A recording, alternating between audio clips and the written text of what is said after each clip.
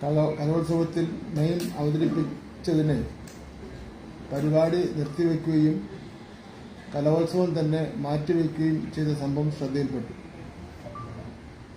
ഇക്കാര്യം അടിയന്തരമായി അന്വേഷിച്ച് റിപ്പോർട്ട് നൽകുവാൻ പൊതുവിദ്യാഭ്യാസ ഡയറക്ടർക്ക് നിർദ്ദേശം നൽകിയിട്ടുണ്ട്. പാലസ്തീൻ വിഷയത്തിൽ മെയിൻ അവതരിപ്പിച്ചതിനാണ് നടപടി എന്നാണ് മനസ്സിലാക്കുന്നത്. ഒരു കാര്യം വ്യക്തമായി തന്നെ പറയാൻ ആഗ്രഹിക്കുകയാണ്.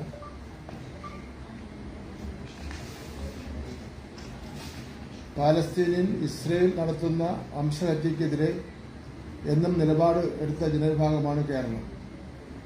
പാലസ്തീനിൽ വേട്ടയാടപ്പെടുന്ന കുഞ്ഞുങ്ങൾക്കൊപ്പമാണ് കേരളം. പാലസ്തീൻ വിഷയത്തിൽ അവതരിപ്പിച്ച് മെയിൻ തടയാൻ ആർക്കാണ് അധികാരം? കുമ്പള സ്കൂളിലെ വിദ്യാർത്ഥികൾക്ക് ഇതേ മെയിൻ വേദിയിൽ അവതരിപ്പിക്കുവാൻ അവസരം തീർച്ചയായും ഒരുക്കുന്നതാണ്.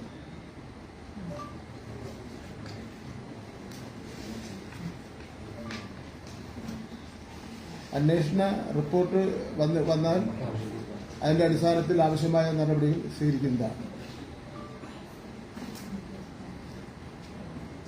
ഭിന്നശേഷി സംവരണം നടപ്പിലാക്കുന്ന കാര്യത്തിൽ സർക്കാർ ബഹുമാനപ്പെട്ട കോടതി വിധികൾക്ക് അനുസരിച്ചാണ് പ്രവർത്തിക്കുന്നത്.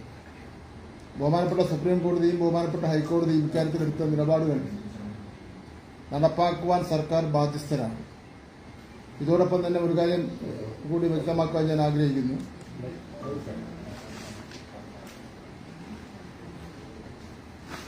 സംസ്ഥാന സർക്കാർ ഏതെങ്കിലും വിഭാഗത്തിന് വേണ്ടി മാത്രം പ്രവർത്തിക്കുന്ന സർക്കാരല്ല. എല്ലാ വിഭാഗം ജനങ്ങളുടെയും ആശയങ്ങൾ ഉൾക്കൊണ്ട് സർക്കാർ പ്രവർത്തിക്കും.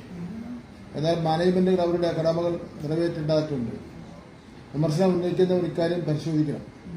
കഴിഞ്ഞ 4 വർഷമായി പോരാട്ടത്തിൽ ഏതെങ്കിലും തരത്തിൽ ഈ വിമർശനം ഉന്നയിക്കുന്ന മാനേജ്മെന്റുകൾ ഇടപെടുന്നതിന് വേണ്ടി തയ്യാറായിട്ടുണ്ട്.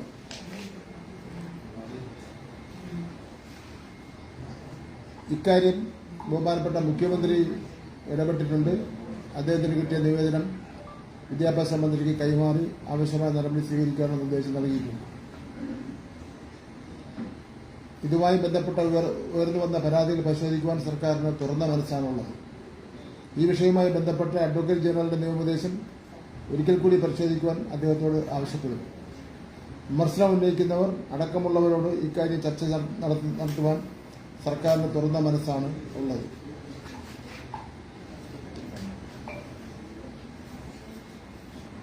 ഇത്രയും